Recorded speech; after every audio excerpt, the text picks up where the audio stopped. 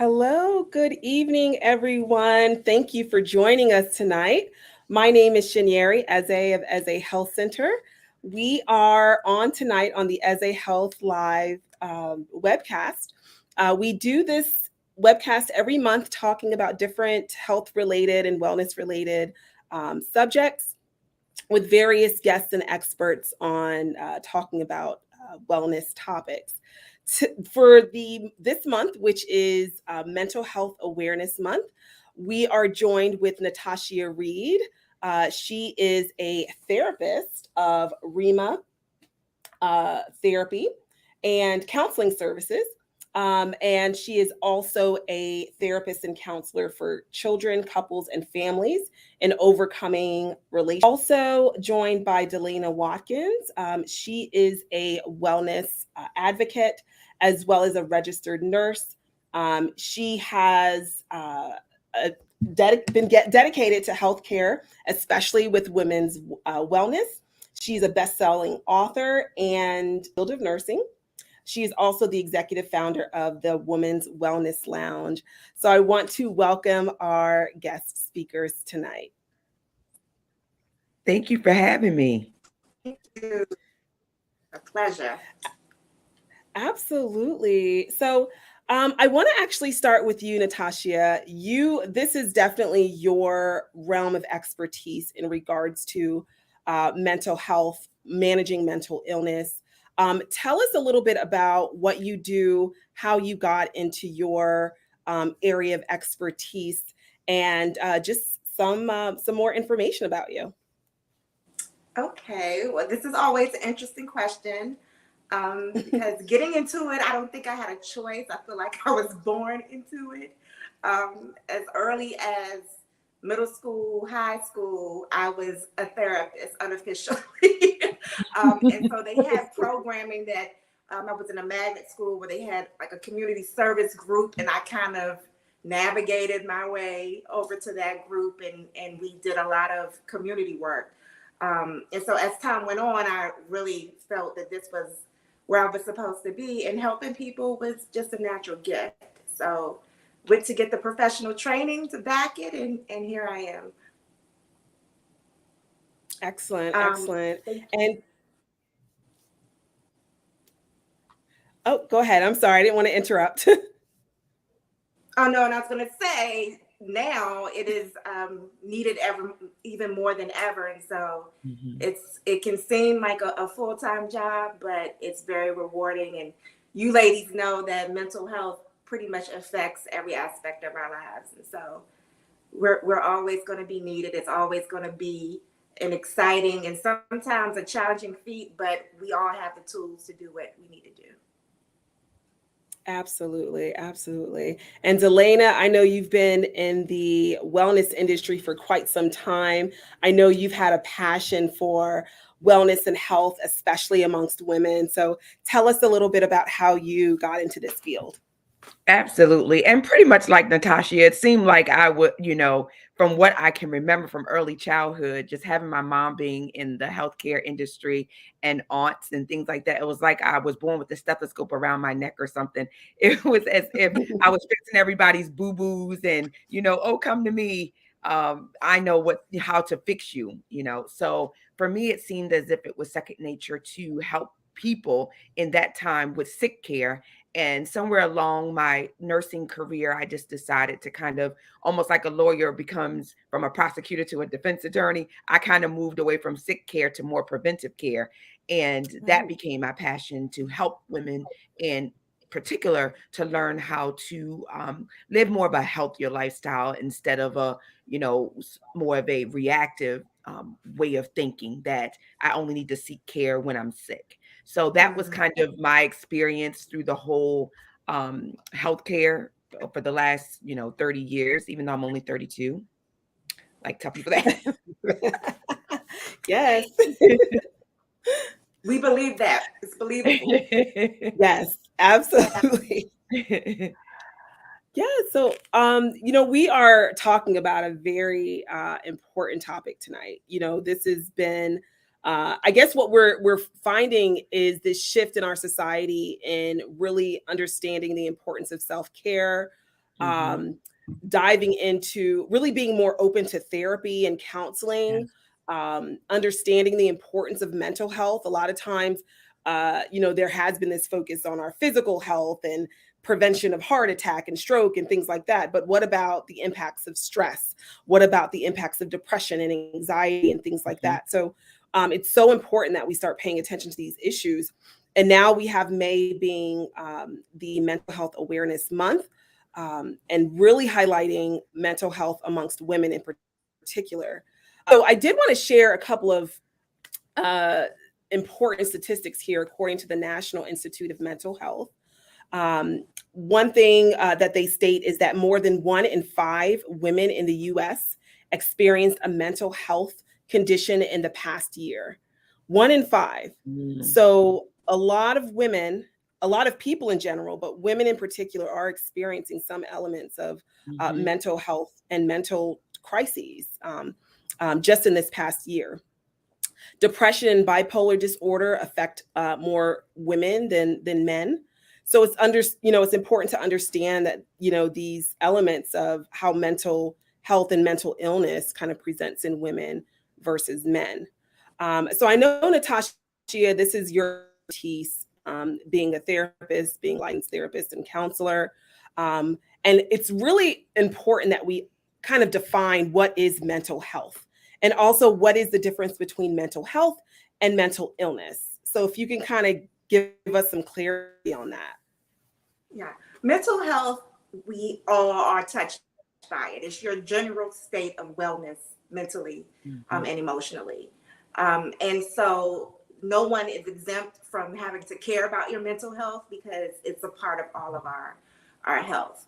Mental illness is when there is a issue that is now impacting your mental health. And mental illness can come in and affect your emotions, which now is coming in to affect your mind, and how you think, how you behave, and all of that can now interrupt mental health. I see. So really identifying, someone maybe going through situational depression versus full-on bipolar disorder, which is something that a person may experience throughout their life. Is that kind of a understanding as far as the difference between the two as well? Right. So when you talk about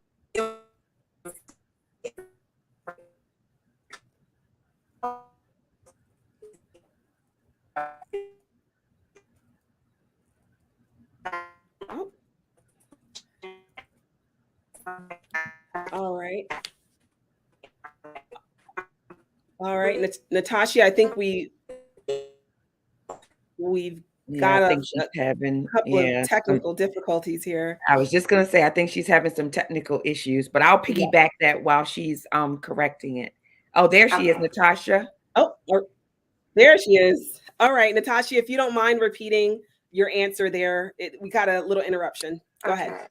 All right. I'm trying to figure out what's happening because it didn't move over here. I don't know. But what I was saying was, we all experience the feeling of depression, or having a sadness, or being anxious. But functioning means that there's a day or an event or a duty, a role that we are unable to carry out because of this emotion or feeling or state of mind. And so that's when it really becomes into disorders. It gets into that area when it's affecting your level of functioning at home, at school, at work, or in a relationship. I see.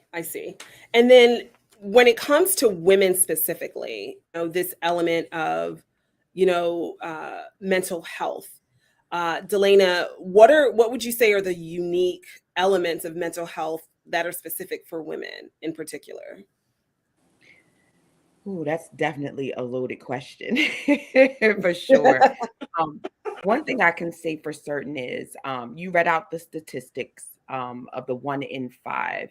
Women are 2 times that number likely to be diagnosed if we seek the mental or medical help that we need, right? So just like Natashia pointed out, it's oftentimes when you have the mental illness piece of it is when you're unable to function. And we'll get into this a little bit later, but unfortunately, women have this ability to continue to function sometimes long past where symptoms manifest themselves. So our uniqueness oftentimes can come in is because it may come in waves, because hormones definitely affect our ability to sort of, if you will, work our way through conditions, emotions, feelings. Are affected by our hormones, the way in which the stress or mental illness is manifested.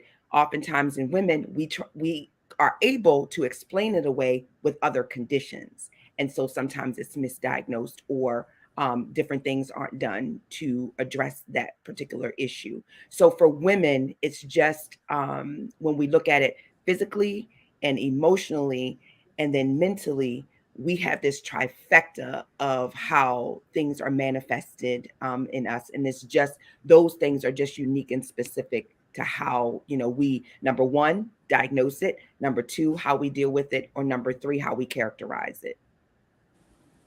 Yeah. Right. So really understanding how women present with certain symptoms as opposed to men.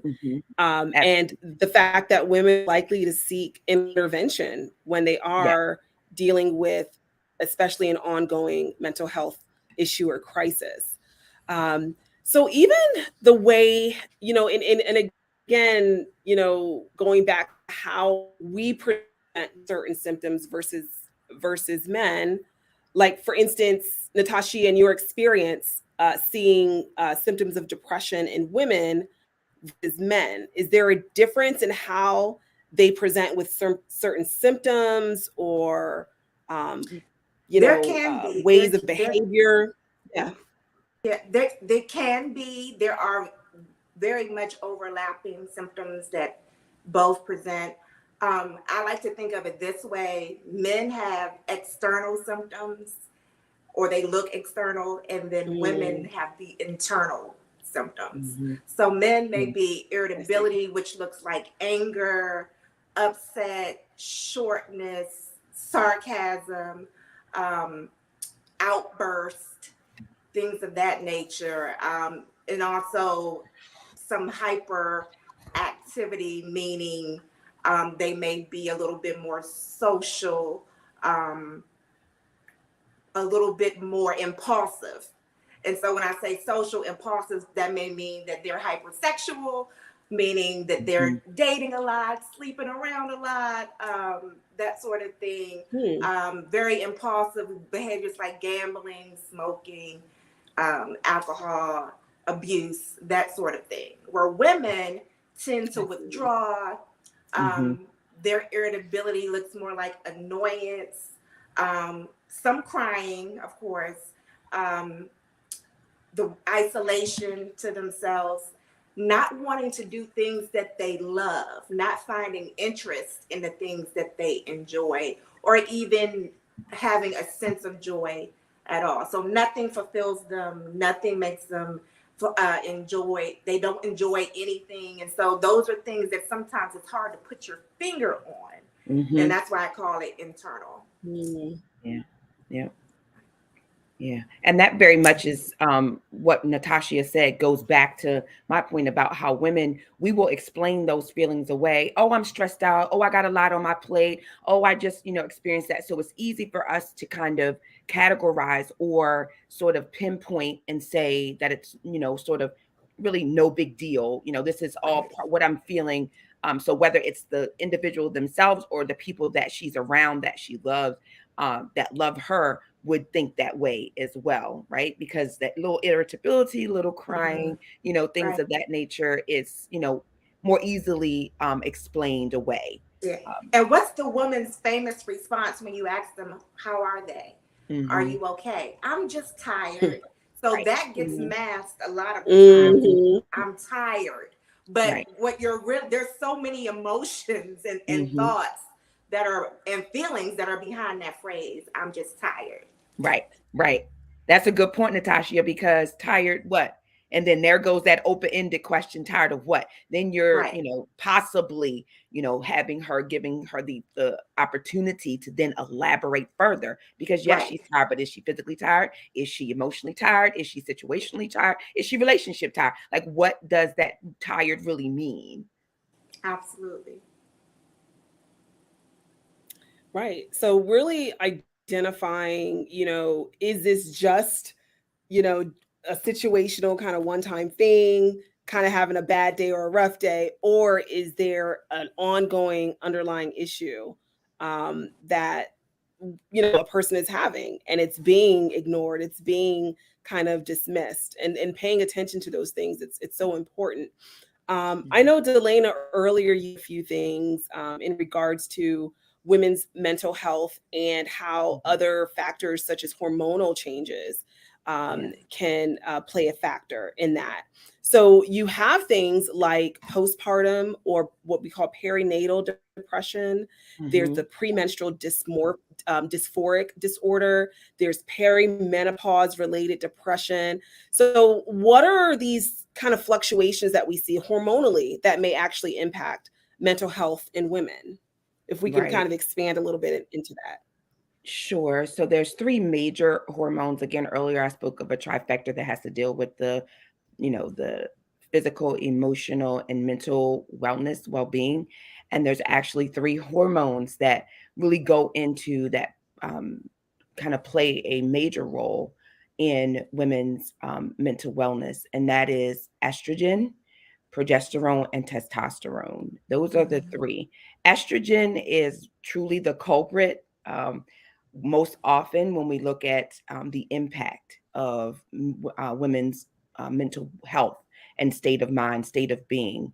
And so, whether you are talking about perinatal, it's impacted, when a woman is pregnant, and then perimenopause, it's also impacted. So, believe it or not, estrogen is like the goat. It's like that's the one hormone when we're talking about it playing a major factor systemically in how a woman presents, how she feels, and what she is being impacted with on both a physical standpoint, so physiologically and psychologically.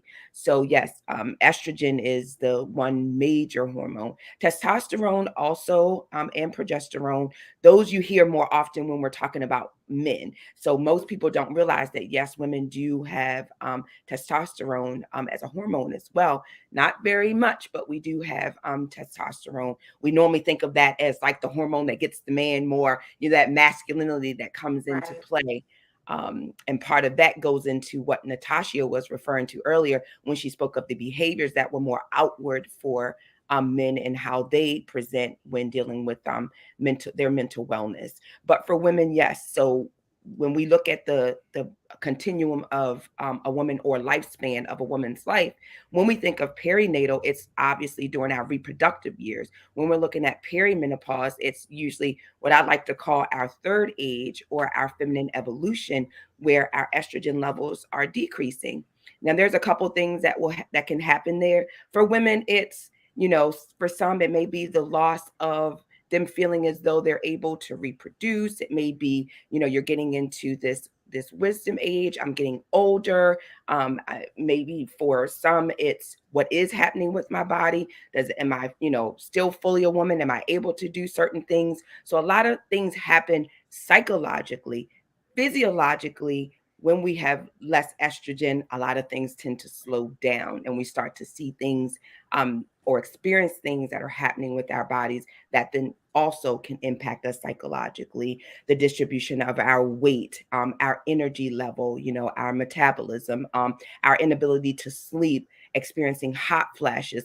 Like, all of these at that point in time in a woman's life can be seen as, in some ways, an annoyance, in some ways, us feeling not that we're able to be 100% ourselves, and really just feeling like we're not in control of what's going on, Mhm. especially if continue to do the things that you normally would do. You normally exercise, you try to get your sleep, you eat right. If you were, kind of like, so what's going on with my body? You have no control over the fact that your body is going through this change and your estrogen level is decreasing. When we talk about the flip side of it, of the perinatal piece of it, that sort of has a different connotation with it, because we're in the reproductive, we're usually at the height of our womanhood, and yet we are, should be expecting this bundle of joy, but you feel out of sorts with it all. And then that carries with it a whole different set of physiological and psychological impact as well.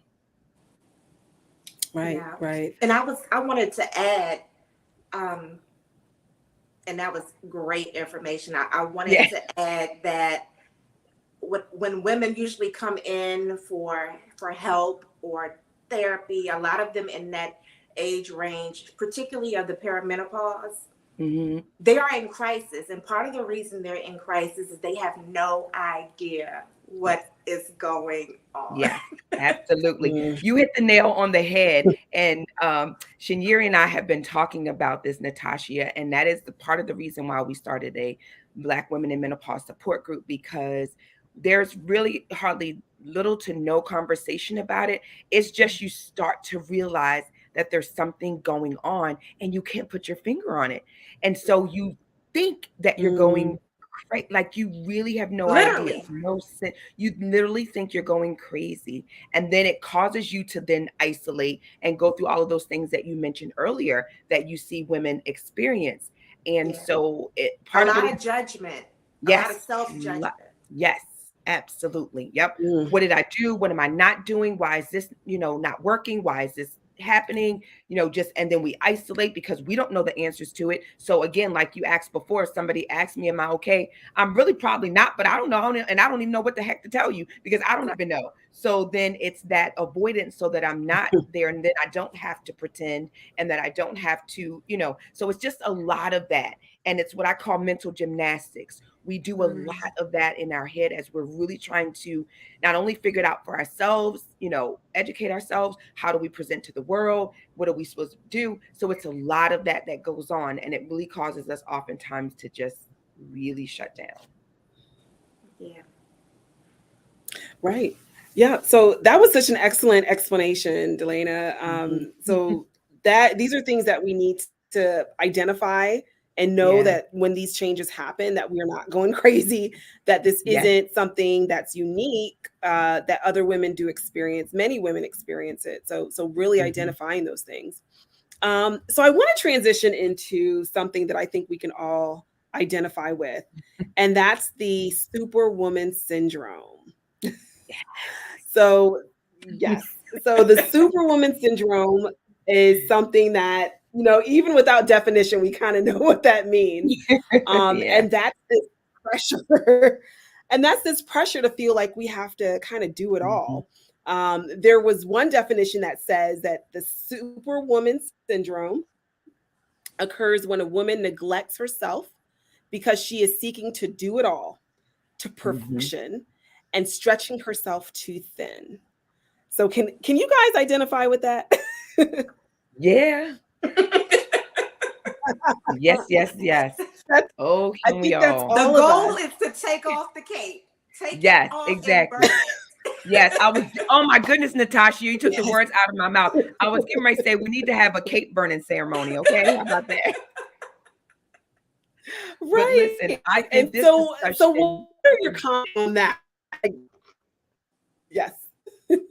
No, I was going to say, I think definitely we're going to change the narrative about that. Like, we are no longer, and of course, because we're making mental health and mental illness more of a topic to talk about and not make it a stigma or taboo or anything like that. I think that because we're doing that, it's good. That's one point. The second point of that is we need to change the narrative. And I think by doing webcasts and, events, and Natashia, with your book, being able to talk about mental wellness, number one, and then us knowing that changing the narrative, we are no longer saying that we're super women. Instead, we're going to show our superpower is to delegate, to recognize, and to ask for help when necessary. That to me is my superpower, is being able to recognize that I'm overwhelmed, being able to call Natashia up or Shinyeri or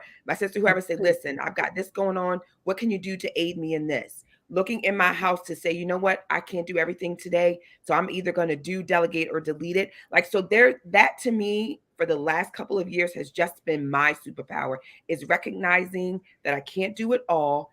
It doesn't have to be perfect. Somebody else can do it. And yeah, maybe he might not make the bed the way I would make it, but the bed is made. So it's Right. like really shifting how we show up in the world, and not just saying that, oh, guess what, girl, before 5 o'clock, I did this, and this, to have that productivity define how good I am.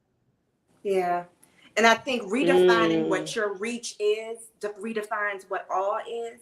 And so your hand doesn't have to physically touch everything for you to be influencing everything. Right. And delegation is such an important part of that, because teaching those around you how to support themselves, how to support you, how to support the unit, whether that's family, whether that's work, whether that's church, that is part of doing it. And we have to redefine what that means. Right. I think the idea of being burnt out and worn out, was before like a badge of honor. If a woman can say, hey, I can do it all and I'm doing it, when behind closed doors, she's about to break apart. I think we do need to change that narrative. Delayna, I like the words that you use. We either do, we delegate, or delete. That's what I think I'm going to do it, hold on delegate to. it, or delete like it. that. Yeah. Because if not, those things will just keep carrying on. Today's to-do list will become tomorrow didn't get done list. And then we just keep, so sometimes just reevaluating that thing and say, you know what, I don't even need to do this at all. So it's either we do it, we delegate it to someone else, or we delete it altogether. Because again, we always feel as though just because it was asked of us, just because it was something that we used to do, just because we have the talent and the skill to do it, that we need to do it. No, you don't. It's like, yeah, it's okay. Natashia said it. Your hand, just to impact it, I don't have to put my hands on everything. Yeah. And whose narrative are you actually reading? Because our world is so different than 20 years ago, 30 years ago, 50 years ago. Whose narrative are you reading? All look very different than it looks today. And if we're trying to measure ourselves by 1920, we're going to kill ourselves, because the world is much faster and much more complex than it was in 1920. Absolutely. So putting the right perspective is everything. So I know, identifying the key signs of stress and burnout. So now, we've addressed the superwoman syndrome. What are kind of the key signs of stress or burnout when we are at that brink? We about like this excuse or, this description of just feeling tired, but this element, this feeling of tiredness or, just not having a quote unquote bad day. How do we identify that versus through true burnout, or what we would call the psychosomatic, which is a physical manifestation of our mental condition? How do we identify when we are going through a mental health crisis or burnout? Well, there's so many signs, and again, some of them are overt, some of them are very subtle. But I like to think of it, and we call it in therapy, compassion fatigue. Yes. And you literally lose the ability to care. You don't have enough energy to even care. So the job you once loved, you now hate. The kids you prayed for, you want to give them to grandma. Those sorts of things you lose your passion for them. And then psychosomatically, there's aches, there's joint issues, there's headaches, the inability to get up. So many people are late to work. That's why so many people that you just cannot get yourself together. You can't gather your thoughts. There's never enough time to do anything. And that is also a telltale sign when everything that's in your sphere is half done. And I'm not talking about all your dishes are clean in your sink, but that you have not prioritized or have the ability to prioritize what's important to you. And often what happens first with burnout and compassion fatigue is that you forget you first. So the kids are still being fed. Your husband still has what he needs. The job is still getting most of what it needs, but you're the one who's not maybe combing her hair. Hygiene is out the window, or Mm-hmm. you're not paying attention to those details that you used to pay attention to with yourself. You're not socializing with your friends. You're not making those phone calls to say, hey, girl, I need a minute. That is a telltale sign when you are isolating and withdrawing from the things that are your Mm-hmm. support system. Absolutely. Yep. Natashia said it in a nutshell, especially I was going to mention that compassion fatigue, because that's so huge. Again, we started out saying about the superwoman syndrome and just being nurturers by nature. And that is part of it. That to me is like the number one ding, ding, ding red flag, like, like screaming, I need help. I'm drowning here. Is when you kind of exhibit that. Psychosomatically, we know some of the other symptoms obviously would be, again, fatigue and, increasing your blood pressure and just things like that. Just think about, some may even exhibit panic attacks. Obviously, the inability to sleep, or even when you're asleep, you wake up tired because you're not getting quality sleep. So what? You were in the bed for 8, 9 hours, but you never really got to that good quality, what we call REM sleep, because your mind is clicking and ticking, or you're feeling inadequate, or you are, just knowing that there's something not going, right with you. And so therefore you don't necessarily go to sleep. You're in the bed, but you're not sleeping. You're not getting good quality sleep. And so therefore you wake up tired, lack of energy, lack of motivation. As Natashia spoke of, you are late for work because you really have no drive. You need to show up. You're there. Okay, I'm here. Same. So it's kind of that cyclical, like you said, Shanieri, cyclical, psychosomatic behavior that you begin to see. Right. And we know that, when this becomes a chronic issue, chronic burnout can lead to major outcomes like heart attack, stroke. Yes. A lot of times people don't stop until actually hospitalized, or Mm-hmm. their body just kind of completely shuts down. And we really Mm-hmm. want to be proactive before it gets to that point, identifying these symptoms over time, not ignoring it, not dismissing it, paying attention and doing something about it before it does become something fatal in some times, in some incidents. Um, so we've seen in the news, most recently, with the elements of kind of long-term or ongoing mental Mm-hmm. health or mental crises. And a lot of times, these things are uh, under the radar. People don't realize someone's going through a major crisis until it's too late. With the unfortunate passing of Miss USA, Miss Kelsey Mm-hmm. Christ, and her very unfortunate demise, someone who was suffering from chronic depression that even her family members did not know the depth of until Mm-hmm. that fatal day.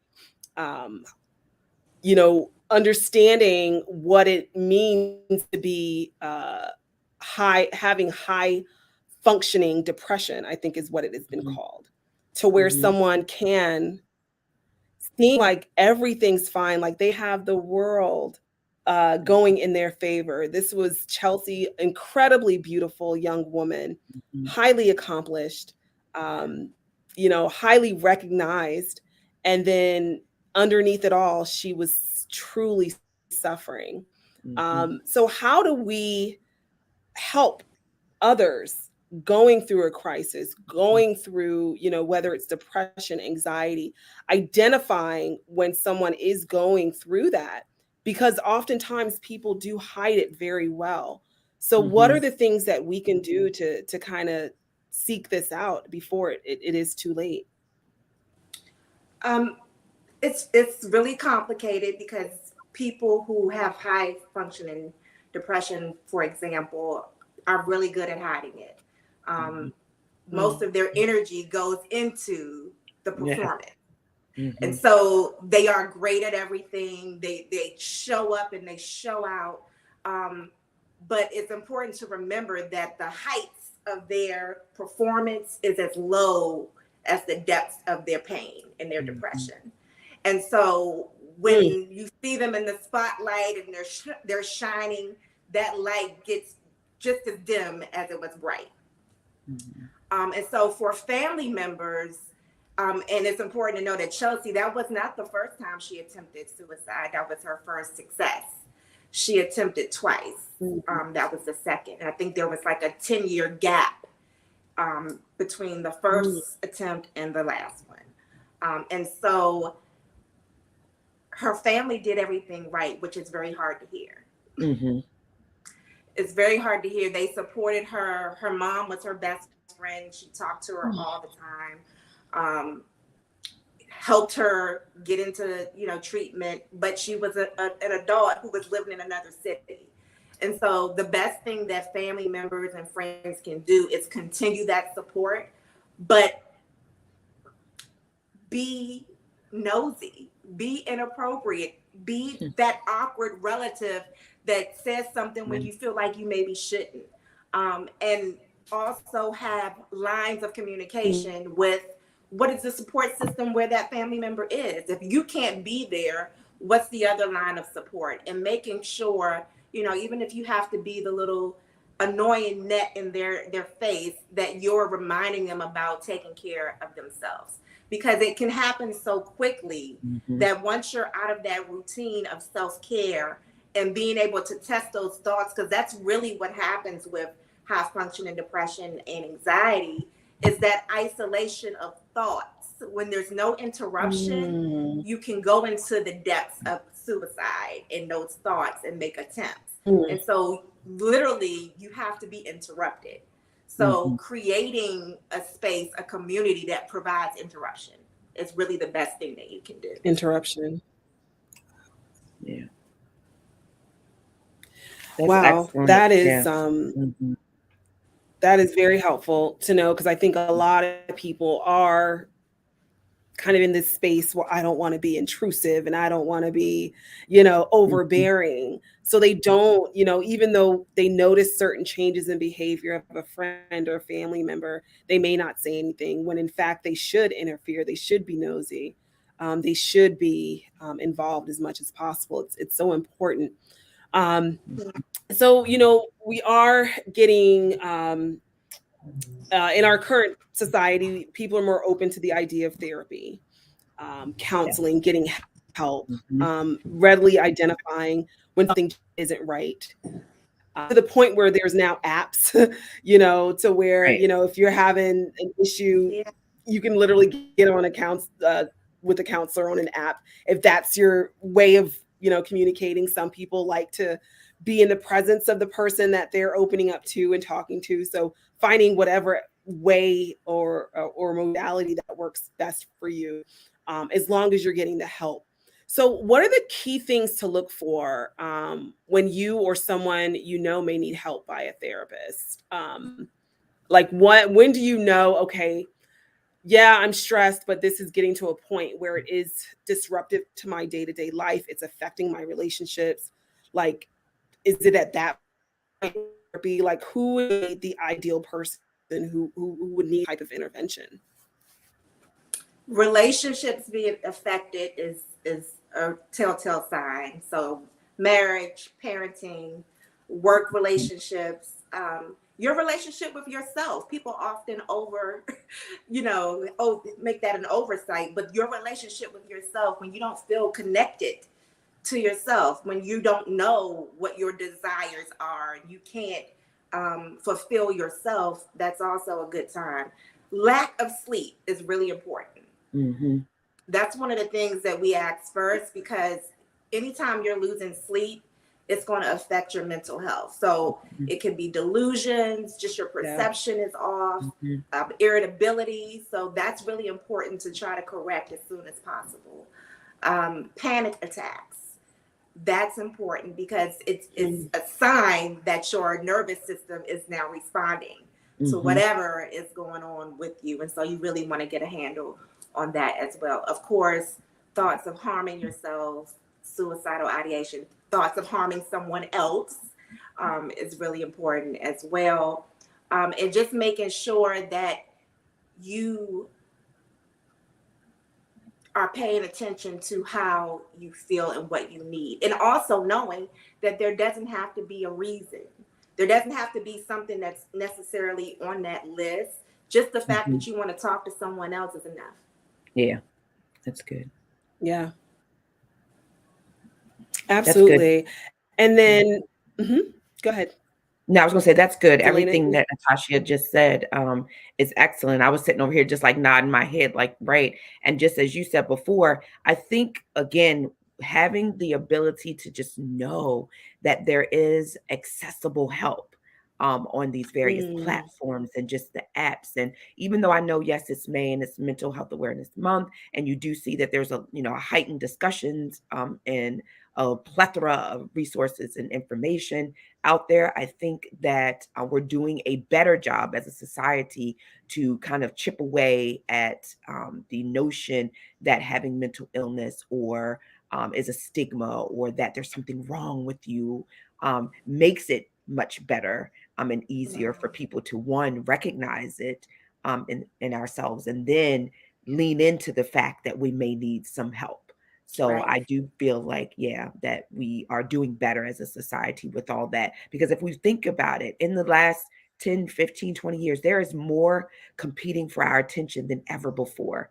It used to just be TV, radio. Now it's TV, radio, World Wide Web, apps Internet. and, internet. Like we've got just everything is kind of coming at us and sometimes at warp speed.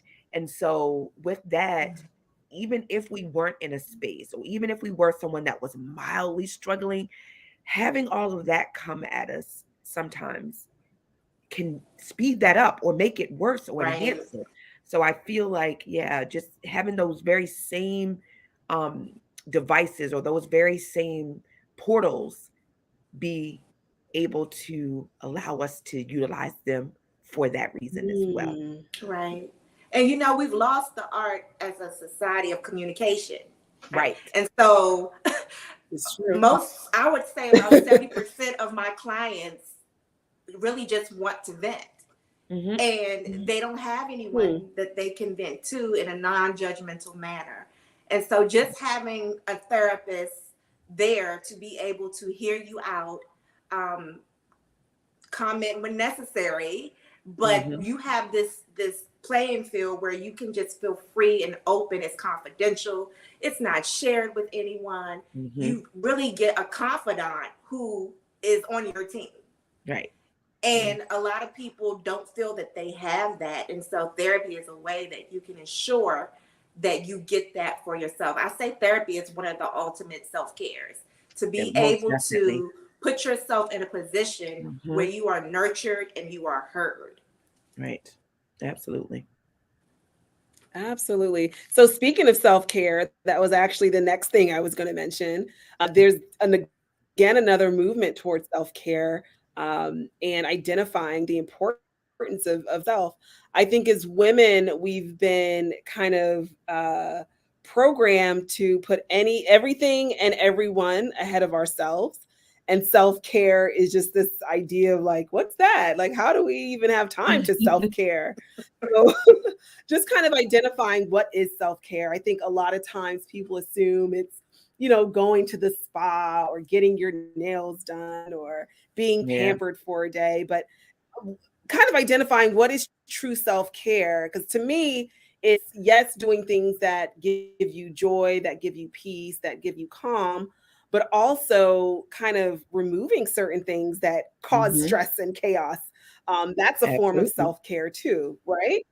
Yeah. Absolutely. Yep. And that goes back to what I said earlier in the discussion that once again, we're going to envelope and, kind of lump all that together and change the narrative. Self-care is me saying no to you and yes to me. Self-care is me, kind of Yep. leaning in, saying, I've got too much on my plate. I can't handle this. Somebody else is going to have to do it. Right. That's self-care as well. Self-care is saying, outside of the physical that I like doing, from 7 to 8:30 in the morning is my time. This is where I like to work out. There is no crisis and no emergency that will interrupt that. That's my Mm, self-care, right? So it's yep.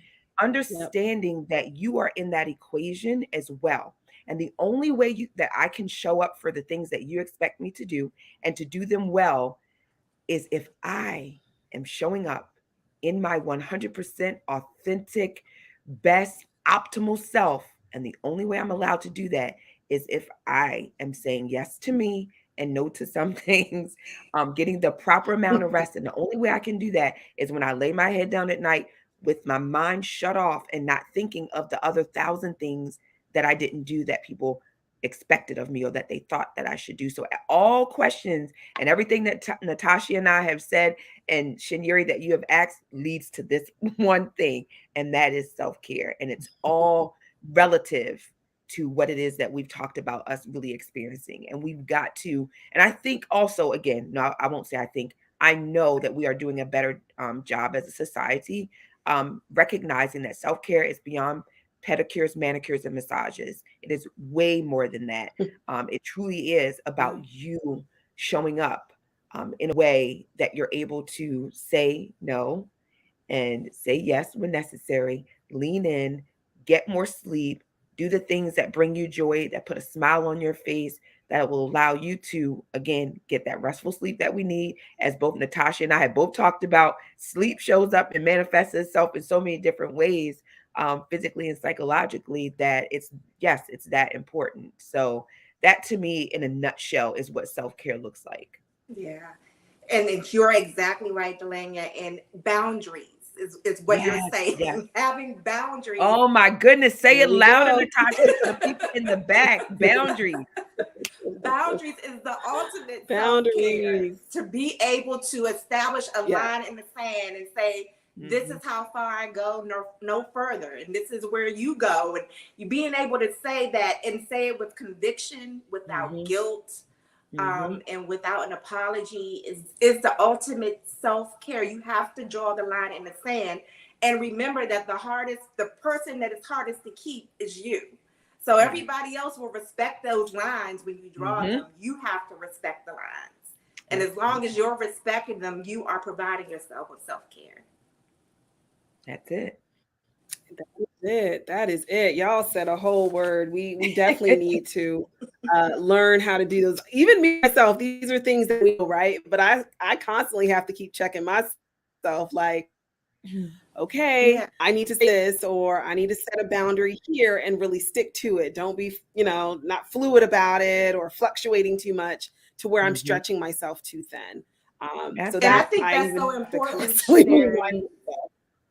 It's so important that you said that, because I think this form even normalizes the female experience. And this is something that we all have to manage and balance. So we all have to struggle with boundaries and remembering to make sure that we have our self-care and uphold ourselves to that standard. And so that's part of us all managing our mental health. And we all have that responsibility to manage our mental health. And that's not an anomaly. That's something that we all inherited. We have to do it, each and every one of us. We have to do it. Yeah, we have to prioritize. You're exactly right. Oh my gosh, this discussion was amazing, ladies. Thank you so much. And I understand, Natashia, you have a book talking about these very subjects that we talked about this evening. And this is just an amazing book. I have to definitely give you a plug here, called Girl, Get Your Mind Right. Can you tell us a little bit more about your book, what it's about, what inspired you to write your book? Well, my book is the inspiration of over 20 years of counseling and getting my own mind right.